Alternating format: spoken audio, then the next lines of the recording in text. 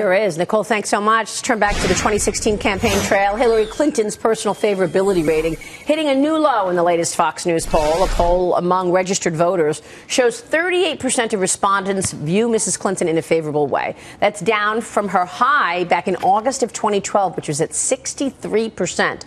On the GOP side, Dr. Ben Carson's favorability numbers actually climbing to a new high of 46% in the wake of those comments he made about Muslims and the presidency. Joining us right now is Utah Governor Gary Herbert. And Governor, it's good to see you. Thanks so much for joining us. Thank you. It's great to be here with you. Tell us about what you're seeing as the most important issues. First, I want to get into Hillary, but coming from Utah, seeing what's taking place on the campaign trail, what's most important to voters in Utah?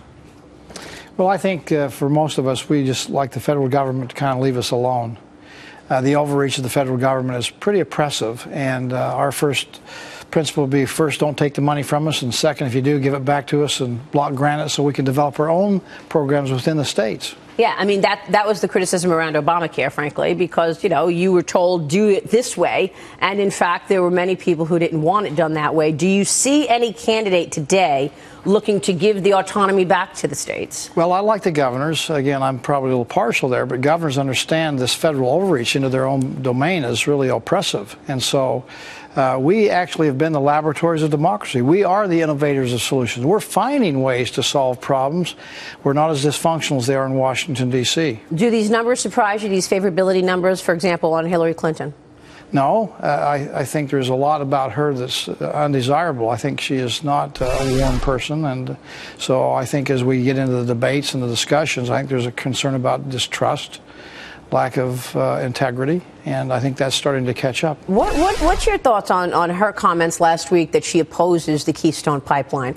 It was her State Department that I believe it was 3 or 4 times that basically came back and said, yeah, it's safe to be using a pipeline. I think everybody who's looked at it probably has done the analysis that says it is appropriate.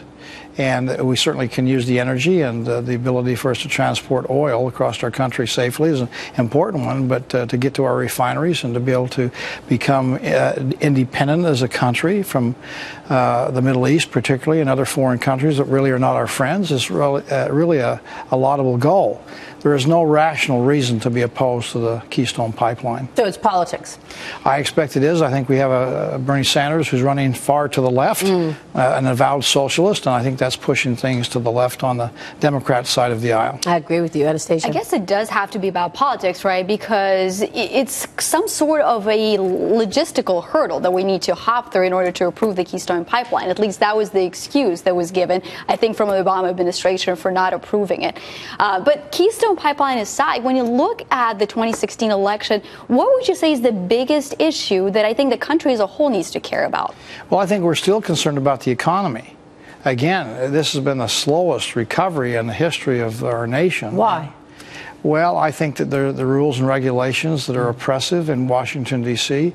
In the states, we're actually reviewing regulations. In Utah, we went through and counted them up. We can actually count them. And we found out that about 400 of them were unnecessary. They were just a drag on the economy. They didn't level the playing fields. They didn't protect the public. And Jeb Bush wrote an op-ed in the Wall Street Journal about that very thing, I think last week. But again, you see him struggling in the polls when it's people who've never governed. They've had business jobs, or Ben Carson was a surgeon, but they have never governed. That's right. And they're in the leading. Yeah, and they're leading. Well, again, I think there's an anti-establishment mood, in the country. If Jeb Bush had a different last name, if it was Herbert, he would be at the top of the polls, I think, because he was a very successful governor. He's got some really good ideas. He's not radical or extreme in any sense of the word. And I think the problem is just another Bush. I mean, like it or not, that's shackled, I think. What, the Jeb with the exclamation point didn't throw you off at all? No, Jeb Herbert would be a good candidate for president. When you look at regulation, I mean, that's what we keep hearing from business leaders, that's why they're sitting on cash, because it's just too stifling. What would you say is the most onerous? I mean, we're talking about Dodd-Frank, Obamacare, EPA. What are we talking about? All of the above. All of the above. Yeah. It's, again, the uncertainty in the marketplace is creating those players to say, I'm going to stay on the sidelines until there is some predictability out there. The uncertainty in the marketplace causes people to hesitate. They don't want to invest their money and then have it lost. So having certainty and predictability in the marketplace is really important. The regulations are onerous. The taxes actually probably are not the most important thing because we can pass that on to the marketplace. But those regulations are stifling the ability of business to be successful. Mm. Do you think the Federal Reserve is causing this uncertainty in the market?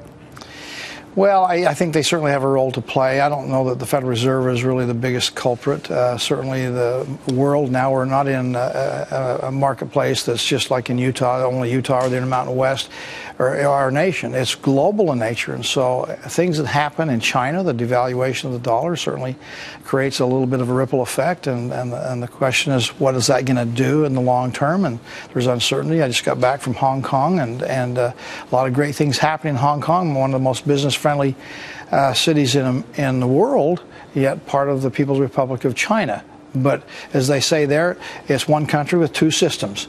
Well, one system is working a lot better than the other system. And we need to understand that the free market capitalistic approach we've had in America is what's made America great. We need to get back to those basics and unleash the power of the marketplace. If we do that, our economy would recover. And that's what you're trying to do in Utah. Governor, it's good to have you on the show. Thank you. It's great to be here. Thank you so much. Governor Gary Herbert there joining us.